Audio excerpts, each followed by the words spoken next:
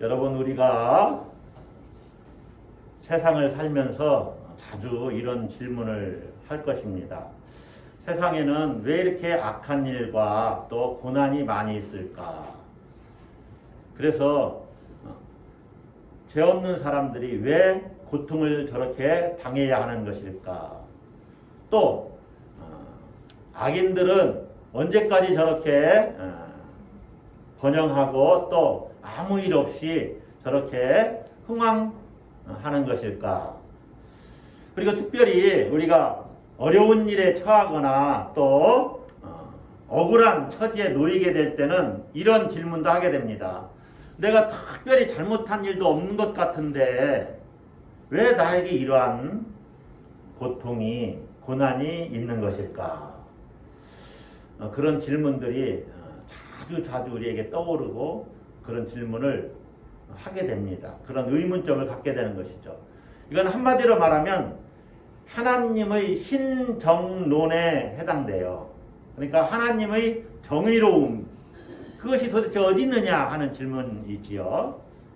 왜 의인은 고통당하고 악인이 형통하는 것일까? 특별한 잘못도 없는데 내가 왜 애매히 고난받아야 하는 것일까 하는 문제지요. 우리는 오늘 우리가 읽은 성경 본문을 통해서 위대한 신앙의 위인 요셉을 만나게 됩니다. 요셉의 일생을 다 우리가 살펴봐야 오늘 본문이 이해되는데, 요셉은 어린 나이에 한 16, 17살 정도 됐습니다. 그 나이에 형들의 시기와 질투를 받고 미디안 상인에게 팔리게 됩니다. 다시 말하면 인신매매 당한 거예요. 형들이 자기를 팔아버린 거예요. 그래서 애굽의 노예로 끌려갔지요. 여러분, 아버지의 편애로 형들의 시기와 질투를 받는 것까지는 이해가 가요. 그렇다고 해서 어떻게 요셉이 노예로 팔려갈 수가 있단 말입니까? 이것은 단지 요셉에게 어떤 고난과 고통의 문제를 넘어서는 정말로 두려운 일이죠. 한 치 앞도 내다볼 수 없는 그런 절망감에 사로잡혔을 것입니다. 또 이제 노예로 팔려가서 보디발의 집에 이제 가정 총무가 됐잖아요. 그런데 보디발의 아내가 모함하잖아요. 그로 말미암아 2년간 감옥에 갇히게 됩니다. 얼마나 억울합니까? 요셉이 무슨 죄가 있습니까? 여러분, 악한 형들을 한번 생각해 보세요. 아주 오랫동안, 거의 20년 동안 악한 형들은 아무 문제 없이 그냥 잘 살아갑니다. 그들은 어떻게 아무런 벌도 받지 않고 무사하게 그렇게 지낼 수 있단 말입니까? 너무 불공평하지 않습니까? 요셉이 그러한 문제에 대해서 많은 의문과 질문을 가졌을 것입니다. 그러면 그 질문과 의문에 대해서 그가 답을 얻었을 때는 언제였을까요? 아주 오랜 시간이 지난 다음에 거기에 대한 답을 얻게 돼요. 오늘 본문이 그 답을 이야기해 줍니다. 자, 요셉이 30세가 되던 해에 요셉이 감옥에 있다가 이제 애굽의 총리로 발탁이 되지요. 왕의 꿈을 해석해 줬는데 왕이 너 정말 지혜롭구나. 너가 이 나라의 총리가 되어서 한번 그러면 그 문제를 해결해 봐라. 그래서 총리로 발탁이 됩니다. 자, 애굽에 팔려온 요셉, 노예 신세였죠. 그리고 죄수가 되어서 감옥에 들어갔는데 완전히 그의 삶이 역전된 거예요. 애굽의 제2인자가 된 겁니다. 형식적으로는 2인자지만 실제적으로는 애굽의 최고 높은 자리에 통치권자의 자리에 오른 거와 마찬가지예요. 그것을 요셉이 자기 말로 이렇게 고백을 합니다. 자, 한번 8절을 보세요. 8절 중간에 보면 하나님이 나를 바로에게 아버지로 삼으시고, 이게 바로에게 아버지 같은 존재로 삼았다. 이것은 하나님이 지혜를 주어서 바로에게 문제를 해결할 수 있는 지혜 고문이 되었다 그 말이에요. 왕의 부모님 같은 고문이 되었다 이 말이에요. 그러니까 하나님이 지혜를 주신 복을 요셉이 받은 겁니다. 두 번째로 그 온 집의 주로 삼으시며, 이것은 바로 왕의 이 집을 다스리는 경제적인 그러한 그의 소유를 관리하는 주권자가 되었다 그 말입니다. 그러니까 요셉에게 하나님께서 경제적인 능력을 준 거예요. 경제를 볼 수 있는 능력을 주신 거죠. 그 온 집의 주로 삼으셨다. 세 번째는 뭡니까? 애굽 온 땅의 통치자로 삼으셨나이다 그랬죠. 애굽 온 땅의 통치자. 그러니까 바로 왕이 있지만은 그는 바로 왕의 바로 밑에 총리이지만은 실제적으로는 온 땅을 통치할 수 있는 능력자로 하나님이 세우셨다는 거예요. 그래서 이 말은 하나님께서 요셉에게 정치적인 능력을 줬다는 거예요. 자, 봅시다. 요셉이 노예로 팔렸고 감옥에 들어갔던 죄수였지만 하나님께서 그에게 지혜를 주셨고 경제적인 능력을 주셨고 이 정치적인 능력을 주셨다는 거예요. 그런 모든 능력을 얻기까지 그런 고난과 고통이 있었다는 것이죠. 우리가 흔히 아는 대로 영국 속담이지만 십자가 없이는 면류관도 없다 그런 말 쓰잖아요. 노 크로스, 십자가 없이는 노 크라운, 면류관도 없다. 이것을 신학적으로는 십자가 신학이라고 그래요. 십자가 신학. 따라서 한번 합시다. 십자가 신학. 신약 성경에 얼마나 자주 언급이 됩니까? 예수 그리스도를 따라서 영광을 얻으려면 고통, 고난도 함께 받아야 된다. 바울이 수도 없이 말하죠. 십자가 신학이. 십자가 없이는 부활도 없는 거예요. 마치 요셉의 삶이 그래요. 얼마나 많은 고통을 당했습니까? 자, 요셉이 애굽 땅의 온 나라의 통치자가 되었어요. 이것은 그가 얼마나 막강한 권력을 갖게 되었고 얼마나 중요한 역할을 감당하는 사람이 되었는지를 우리에게 말해줘요.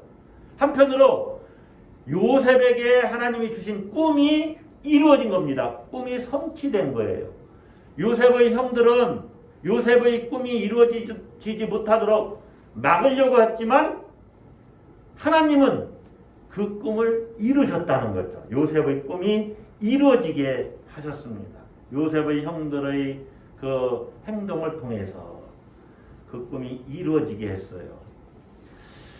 요셉이 총리가 된 후에 7년 대풍년이 들었죠. 그리고 이제 7년 대기근이 시작됩니다. 자, 기근이 시작되니까 사람들이 이제 곡식을 사러 오는 거예요. 거기에 요셉의 형제들도 이제 곡식을 사러 애굽 땅에 내려옵니다. 그래서 요셉을 만나게 돼요. 요셉과 재회를 하는 것입니다. 여러분, 요셉의 그 자기 형들을 볼 때 그 마음이 어땠을까요? 세상의 이치로 보면은 형들의 시기와 증오, 그리고 자기를 팔아넘긴 그 악한 행동, 그런 게 막 떠오르지요? 애굽에서의 종살이, 또 그로 말미암은 감옥에서의 그 고난, 수많은 인생의 좌절 속에서 요셉은 세상적인 이치로 보면 복수의 칼을 가는 것이 당연합니다. 자신이 처한 기구한 운명을 불평하면서 절치부심의 세월을 보내는 거죠. 절치부심이 뭡니까? 이가 끊어지고 마음이 썩어 들어가는 그러한 세월을 보내는 거죠. 그리고 이제 만났으니까 통쾌하게 복수했을 거예요. 그러나 요셉이 어떻게 합니까? 요셉은 이 미움과 원한을 사랑으로 되돌려줍니다. 오히려 형들을 위로하고 또 형들에게 안심하라고 이렇게 이야기를 해요. 용서합니다. 용서해요. 자, 5절 한번 봅시다. 5절 같이 한번 읽습니다. 당신들이 나를 이곳에 팔았다고 해서 뭐하지 마소서, 근심하지 마소서, 그 다음에 뭐하지 마소서, 한탄하지 마소서. 형들에게 안심하라고, 위로하고 오히려 용서해요. 여러분, 요셉이 어떻게 형제들을 용서할 수 있었을까요? 자기가 지금 높은 자리에 있으니까 용서합니까? 요셉이 형들을 위로하고 용서할 수 있었던 이유는 형들의 변화를 목격했기 때문에 그렇습니다. 뭐를 목격했어요? 형들의 변화를 목격했어요. 형들이 자기 동생, 친동생, 이제 그러니까 그 아버지 야곱이 부인을 얻잖아요. 부인이 넷인데 같은 어머니의 형제는 베냐민이잖아요. 그 형들이 베냐민을 배려하고 그 다음에 아버지의 마음을 헤아리는 것을 보게 되죠. 그러니까 형들을 만났을 때 형들이 정말로 이제 우애가 있는 형제들이 되었는지 이걸 테스트하잖아요. 곡식을 사는 과정에서 테스트를 합니다. 성경을 다 읽어보아야 이제 알 수 있는데 테스트를 하죠. 거기에서 베냐민과 아버지의 마음을 헤아리는 형들의 마음을 보게 됩니다. 그리고 유다가 이제 가족을 위한 헌신과 사랑을 이렇게 실천해요. 그 유다의 헌신과 사랑을 확인합니다. 자, 요셉이 단지 그것 때문에 형들이 변화되었다는 것 때문에 그들을 용서하고 또 그들과 화해하고 위로할 수 있었던 것이냐? 한편으로는 맞습니다. 한편으로는 맞지만 꼭 그것 때문만은 아니에요. 요셉은 이 모든 일 가운데 역사하시는 하나님의 놀라운 섭리를 본 겁니다. 무엇을 봤어요? 하나님의 섭리를 보았다. 따라서 한번 합시다. 하나님의 섭리. 요셉의 이 위대한 용서는 형제들의 진실한 회개에서 비롯되었지만 궁극적으로는 하나님의 주권적 섭리에 의한 그러한 역사를 보았기 때문이에요. 하나님의 주권적 섭리에 대한 인정과 고백에서 나온 것이 바로 요셉의 용서입니다. 하나님의 주권적 섭리. 여러분, 자신이 형들의 시기를 받아서 애굽에 팔려갔다. 그리고 보디발의 아내 그 모함으로 말미암아 감옥에 2년간이나 갇혀 있었다. 그리고 정말로 기적과 같은 일이 벌어진 거죠. 애굽의 총리가 되었다. 그리고 자기가 이 해석한 대로 실제로 풍년이 7년간 들었고 이제 기근이 시작된 거예요. 이건 기근이 이제 7년 기간이죠. 진행하고 있는 이 중에 그러니까 기근이 2년 되었을 때 지금 형제들을 만났고 그 본문이 오늘 본문인데 아직도 5년이나 남은 거죠. 그때 요셉은 깨닫게 되는 거예요. 뭘 깨달았느냐? 자기 인생 속에서 역사하시는 하나님의 섭리를 본 것입니다. 형들과의 재회를 통해서 역사를 주관하고 계시고 이끌고 계시는 하나님의 섭리를 보았어요. 그래서 그 하나님 섭리에 대한 신앙으로 형들을 용서하고 형들과 화해할 수 있었던 것입니다. 할렐루야.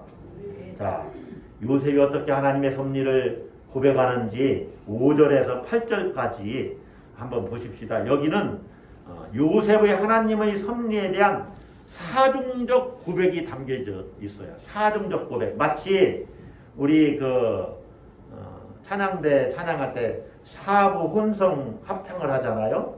그거와 같아요. 사중적으로 하나님에 대한 신앙을 지금 고백해요. 자, 5절 한번 봅시다. 아까도 읽었지만 당신들이 나를 이곳에 팔았다고 해서 근심하지 마소서, 한탄하지 마소서. 다 같이 읽습니다. 하나님이 생명을 구원하시려고 나를 당신들보다 먼저 보내셨나이다. 자, 주어와 동사만 말하면 하나님이 보내셨습니다. 이거죠. 자, 7절 봅시다. 하나님이 큰 구원으로 당신들의 생명을 보존하고 당신들의 후손을 세상에 두시려고 나를 당신들보다 먼저 보내셨나니. 자, 주어와 동사 마지막 동사만 이야기하면 하나님이 보내셨습니다. 하나님이 나를 이곳에 보내셨습니다. 애굽에 보내셨습니다. 자, 8장 앞부분만 다시 한번 읽어봅시다. 그런즉 나를 이리로 보낸 이는 당신들이 아니요 하나님이시라. 자, 여기까지만 보면 나를 이리로 보낸 이는 당신들이 아니요 하나님이시라. 그러니까 이 문장을 도치해서 다시 읽어보면 하나님이 나를 이리로 보내셨습니다. 세 번 똑같이 이야기하죠. 자, 일의 주체가 하나님이신 것을 이야기해요. 그 다음에 봅시다. 하나님이 나를 바로에게 아버지로 삼고 온 집의 주로 삼고 애굽의 온 땅의 통치자로 어떻게 했나이다? 삼으셨나이다. 하나님이 그렇게 나를 총리로 세우셨습니다. 하나님이 세우셨습니다. 모든 일의 주체가 하나님이십니다를 고백하는 거죠. 예전에 어떤 교회가 큰 예배당을 짓고 크게 현수막을 걸어 내세웠어요. 사실은 저나 많은 기독교 관계자들이 그 건물 안 졌으면 좋겠다 이렇게 얘기하시는 분들도 있는데 어쨌든 그 교회가 그렇게 지어놓고 어떻게 현수막을 걸어놨냐면은 하나님이 하셨습니다. 그렇게 걸어놨어요. 자, 물론 우리가 그 모든 일을 자기가 해놓고 하나님이 하셨다라고 이렇게 핑계댈 수도 있습니다. 그러나 본문에서는 그런 의미가 아니에요. 내 삶 가운데 하나님이 이 모든 일을 정말로 계획하셨고 이루셨고 성취하셨습니다. 하나님이 하셨습니다 하는 신앙 고백이에요. 신앙 고백. 하나님에 대한 고백이에요. 여러분은 하나님을 어떻게 고백하십니까? 잘 될 때는 하나님이 하셨습니다 라고 고백하지만 잘 못됐을 때는 이 일도 하나님이 하셨습니다. 하나님의 은혜 가운데 허락 가운데 이 일이 일어났습니다 라고 고백하십니까? 쉽지 않지요. 하나님이 보내셨습니다. 이 말이 뭡니까? 하나님이 하셨습니다 하는 고백이에요. 하나님의 섭리를 믿는 신앙은 고난까지도 고통까지도 포함하고 있다. 요셉은 하나님의 주권적 섭리에 대한 인정과 고백에서 자신의 형들의 악행까지도 용서할 수가 있었어요. 자신의 고난에 대한 의문들에 대한 해답을 요셉은 하나님의 섭리 가운데서 찾았다는 것이죠. 이 하나님의 섭리는 합력하여 선을 이루시는 하나님의 섭리입니다. 할렐루야. 따라서 한번 합시다. 합력하여 선을 이루신다. 합력해서 선을 이루셔요. 언제부터 자신의 역경의 인생을 이렇게 높은 신앙의 안목으로 요셉이 바라볼 수 있었을까요? 요셉은 자기가 팔렸을 때는 내가 왜 형들의 시기를 받아 이렇게 노예로 팔려가야 돼? 잘 몰랐을 겁니다. 고난 가운데는 그게 잘 안 보여요. 왜 내가 정말로 이 우리 집 주인 이 보디발의 집을 잘 치리하려고 그랬는데 왜 그 보디발의 아내가 음욕을 품고 내게 접근해서 내가 정말로 하나님 앞에서 죄 짓지 않으려고 그랬는데 내가 이렇게 감옥에 갇혀야 돼? 하나님은 왜 이런 고난을 나에게 주시는 거야? 거기에 대한 답이 풀리지 않았을 거예요. 요셉은 자기가 바로왕의 꿈을 해석하고 총리가 된 후에 그리고 풍년이 들고 기근이 시작되고 형들을 만났을 때 2년 동안 그 형들을 테스트 해봤잖아요. 형들을 만나고서 한 2년간 이 하나님의 역사에 대해서 오랫동안 사색하고 묵상하면서 하나님의 섭리를 깨달았을 거예요. 그러니까 여러분, 고난 중에는 하나님이 이 고난 가운데 어떻게 역사하실 것인가를 잘 모릅니다.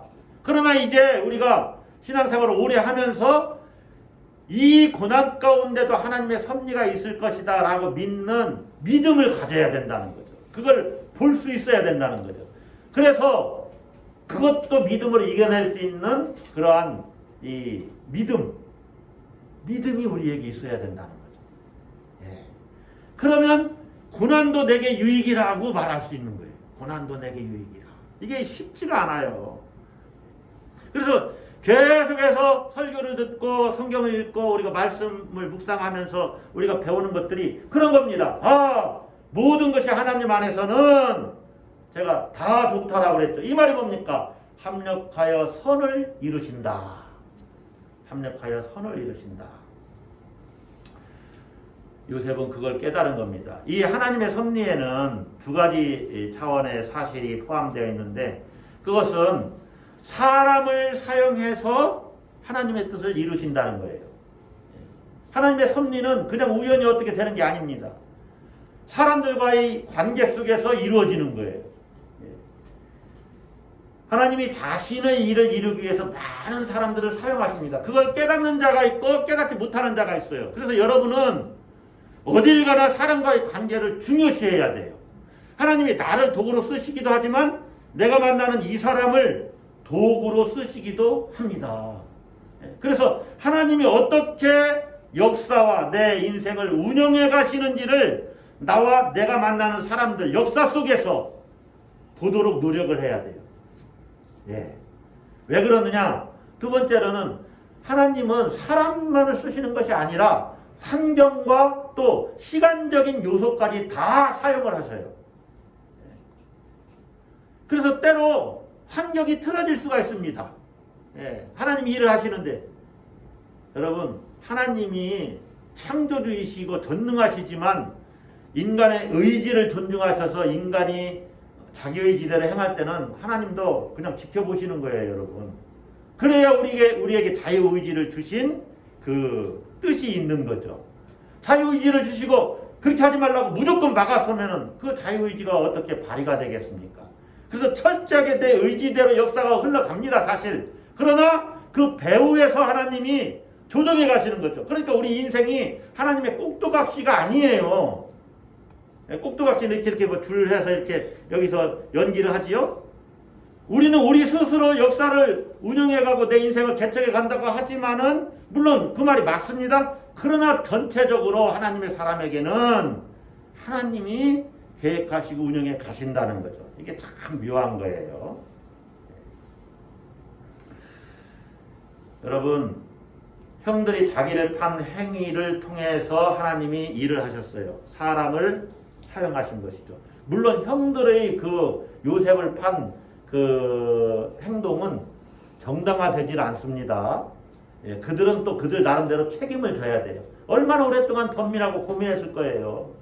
예, 아버지를 속였잖아요. 요셉이 죽었다고.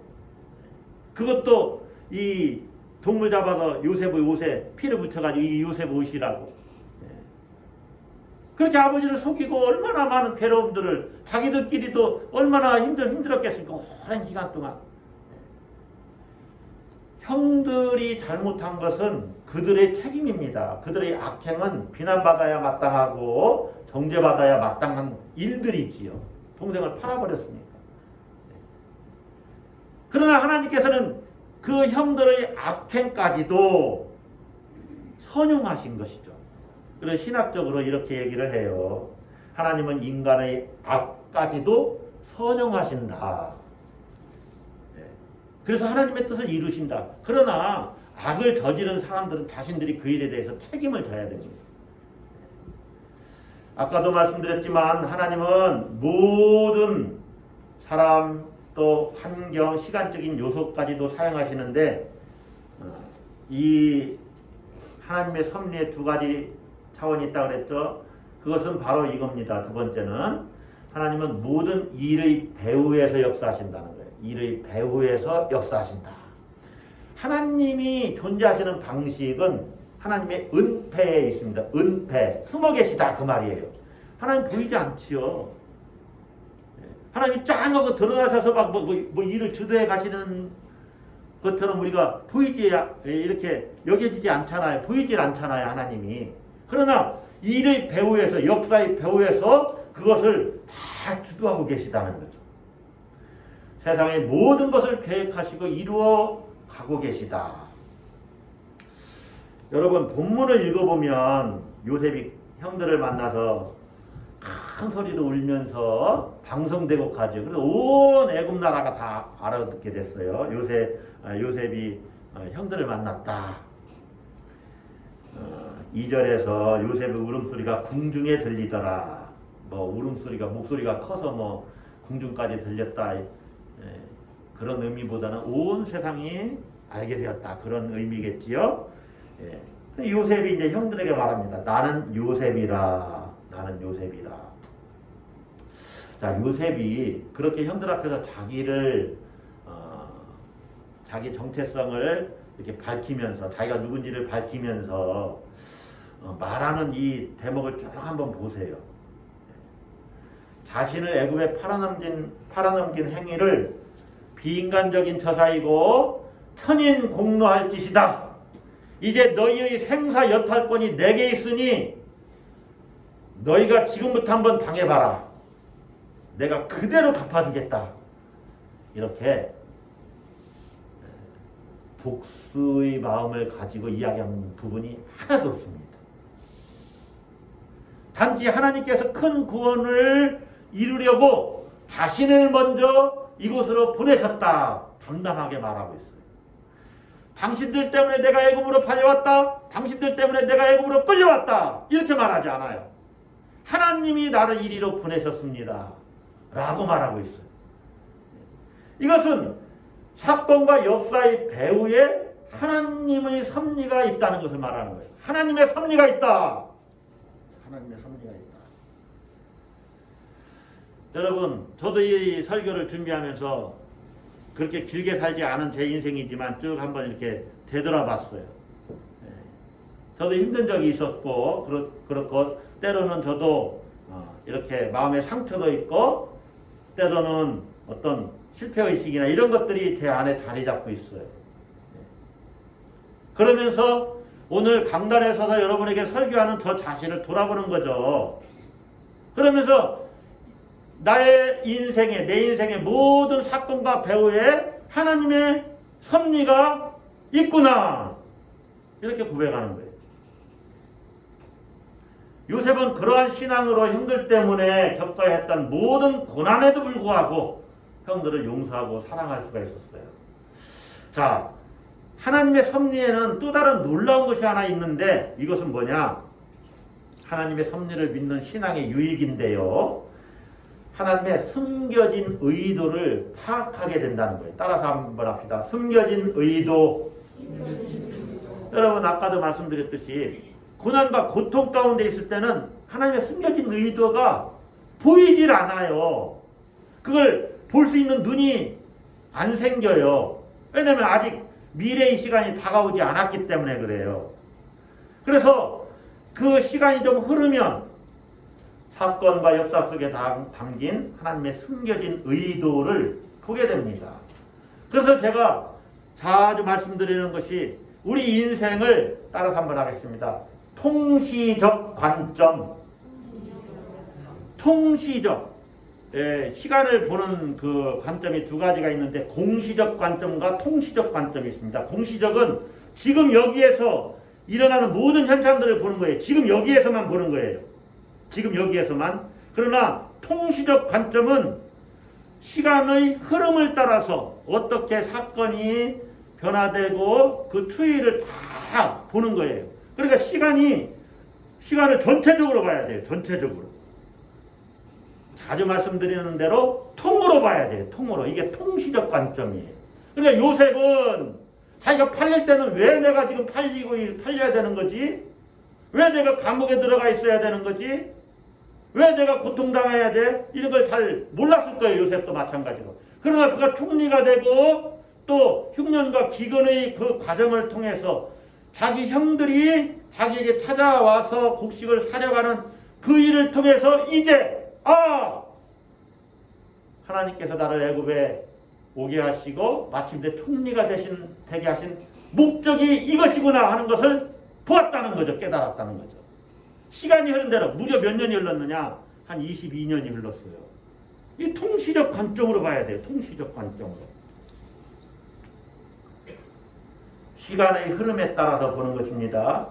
요셉은 계속해서 자기가 질문했던 그 질문에 대한 해답을 무려 22년 만에 얻게 된 거예요. 아, 나에게 고난을 주신 목적이 이런 것이구나. 정말로 고난에는 하나님의 뜻이 담겨져 있구나. 자, 요셉에게 주었던 그 어려운 시기들의 그 최종적인 목적은 하나님의 구원입니다. 하나님의 구원. 하나님의 구원. 하나님이 자신을 통해서 자기 가족들을 구원하시고, 또 그러니까 아버지 이제 자녀들 다 그들이 이제 애굽 땅으로 오도록, 고센 땅에 오도록 이렇게 초청하잖아요. 그들을 구원하시고 온 세상을 구원하고자 하는 계획을 가지고 계셨다는 것이죠. 하나님의 계획과 주권에 의해서 그것이 하나님의 섭리 가운데도 이루어지는 겁니다. 그러니까 하나님이 작정하시고 하나님이 섭리하시는 거예요. 작정은 계획이고 섭리는 하나님의 행동입니다. 하나님의 행동. 여러분, 지금도 여전히 우리 삶 가운데 하나님의 행동이 들어있어요. 요셉의 인생 속에서 하나님이 생명을 보존하시려고 이렇게 얘기하죠. 생명을 구원하시려고. 5절에 하나님이 생명을 구원하시려고, 또 7절에 생명을 보존하고 당신들의 후손을 세상에 두시려고 7절에 그랬는데요. 이 후손은 남은 자를 이야기하는 것입니다. 남은 자를 이 땅에 두시려고 하나님이 나를 먼저 보내셨다는 거예요. 이것은 요셉 개인의 일만이 아니라 요셉 가족의 일에도 상관이 있고 요셉이 경험하고 있는 모든 세계의 생존 문제입니다. 요셉이 경험하고 있는 모든 세계의 생존 문제. 그것이 요셉에게 지금 달려있다는 거예요. 그것을 6절에서 우리가 확인할 수 있잖아요. 6절에 보면 이 땅에 2년 동안 흉년이 들었으나 아직 5년은 밭갈이도 못하고 추수도 못할지라. 흉년이 아직도 5년이나 남았다는 거죠. 그러니까 홍수 생각해 보세요. 홍수 때 누구를 통해서 온 세상이 보존됩니까? 노아를 통해서, 노아의 가족을 통해서 전 세계의 생존이 유지됩니다. 자, 요셉을 통해서 이 흉년의 때에 전 세계가 생명을 보존받습니다. 이러한 점에서 요셉은 하나님의 계획 속에서 노아가 했던 역할을 감당하는 거예요. 다시 말하면 대홍수 속에서는 세상의 모든 물이 창궐했지요. 그러나 대기근 속에서는 세상의 모든 물이 말라버립니다. 대홍수 속에서는 노아의 가족을 하나님이 보호하시죠. 그런데 대기근 속에서는 요셉을 통해서 야곱의 가족을 보존하십니다. 온 세상의 사람들을 요셉의 세계에 속해 있는 모든 사람들을 보존하십니다. 그리고 이 대홍수 속에서는 방주가 구원의 수단이었지만 대흉년, 대기근 속에서는 요셉이 구원의 수단이에요. 놀랍지 않습니까? 하나님의 구원 행동이 요셉을 통해서 나타나는 거예요. 그래서 요셉 사건은 이 대풍년과 대흉년은 단지 요셉 개인적인 관계를 넘어서요. 가족의 구원, 그것도 넘어서요. 요셉의 세계에 속한 모든 사람들의 생명을 구원하려고 하시는 하나님의 원대한 계획이 실행되고 있는 겁니다. 중요합니다. 요셉의 세계에 속한 모든 사람들의 생명을 구원한다. 여러분, 이 요셉은 예수님을 예표하는 거예요. 자, 한번 볼까요? 5절을 한번 보세요. 당신들이 나를 이곳에 팔았다고 해서 근심하지 마소서, 한탄하지 마소서. 그 뒷부분이 하나님이 생명을 구원하시려고 나를, 여기서 요셉이죠? 나를 예수님으로 하나님의 아들로 바꿔보세요. 하나님이 생명을 구원하시려고 하나님의 아들을 당신들보다 먼저, 여기 세상이 되겠죠?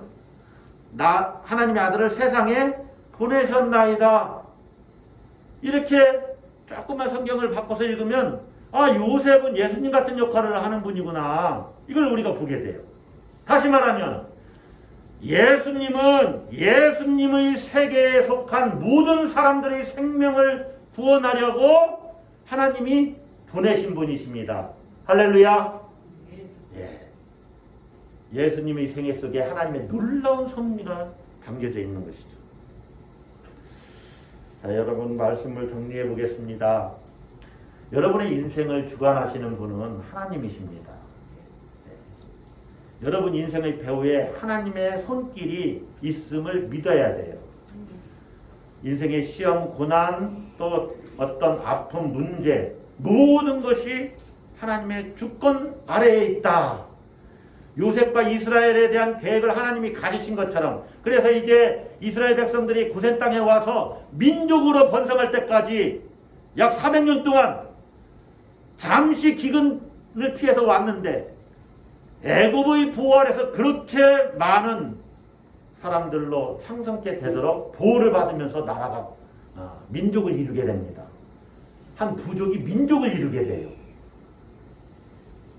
여러분, 우리를 향해서도 하나님은 각자에 대해서 그리고 전체에 대해서도 놀라운 계획을 가지고 계세요. 하나님의 손길이 여전히 우리 뒤에 있다는 거죠. 잘 알다시피 우리에게는 갖가지 어려움들이 있어요. 그런데 이 어려움을 만나면 사람들은 어려우니까 일단은 절망을 하지요. 낙심합니다. 그런데 그 다음에 문제, 우리 신앙인들이, 세상 많은 사람들이 이 어려움을 만나면, 고난을 만나면 절망하고 자기 삶을 놓아버리는 경우도 많잖아요. 그래서 알코올 중독에 빠지기도 하고, 또 심지어 마약 중독자도 있을 수 있고, 그 다음에 인생을 완전히 놔버려가지고 삶을 포기하는 사람도 있지요. 또 허랑방탕하게 세월을 보내는 사람도 있습니다. 현재의 처지가 너무 절망스럽고 미래도 현재와 다를 바 없이 여겨지기 때문에 희망을 놓는 것이죠. 절망은 희망이 끊긴 상태잖아요. 자, 우리가 한번 생각해 봅시다. 우리의 희망은 뭡니까? 우리의 희망, 안락한 미래가 우리의 희망입니까? 여러분의 희망이 안락한 미래예요? 사회적 명성이 우리의 희망입니까? 또 자녀들의 성공이 우리의 희망입니까? 안락한 미래가 있을 수도 있지만 없을 수도 있습니다. 사회적인 명성이 있을 수도 있지만 없을 수도 있어요. 자녀들이 성공할 수도 있지만 때로는 힘들게 살 수도 있어요. 우리의 희망은요, 그런 것이 아니에요. 우리의 희망은 영원한 데 있어요. 변하지 않는 데 있어요. 우리의 희망은 예수 그리스도입니다. 할렐루야. 하나님이 함께 하시기 때문에 희망이 있는 거예요. 그러니까 때로 인생 살다가 한순간에 피땀 흘려서 벌어놓은 모든 재산을 잃었다고 절망할 일도 아니라는 거죠. 자녀가 대학 입시에 실패했다고 절망할 일도 아니라는 거죠. 어떤 일에 실패했다고 절망할 일도 아니라는 것이죠. 우리에게 믿음이 있으면 여전히 희망이 있는 것입니다. 할렐루야. 하나님이 함께 하시니까. 여러분 한번 사형수들을 한번 생각해 보세요. 내일 사형 집행을 당하는 그 사형수가 희망이 있습니까? 그가 믿음이 있으면 희망이 있습니다. 아멘이십니까? 왜 희망이 있어요? 지금까지 인생은 내가 잘 못 살았지만 나에게 영원한 삶이 예비되어 있다. 희망이 있지요. 희망이 있어요. 존 러스킨 하나님께서는 한쪽 문을 닫으실 때에 한쪽 창을 여신다. 그렇게 얘기했어요. 위대한 극작가 윌리엄 셰익스피어가 이렇게 얘기했습니다. 참새 한 마리가 떨어지는 데에도 특별한 섭리가 있다. 참새 한 마리가 떨어지는 데에도 특별한 섭리가 있다. 여러분, 하나님의 사람에게는 우연이 없습니다. 모든 일은 하나님의 주권 아래 있어요. 하나님의 섭리 가운데 있어요.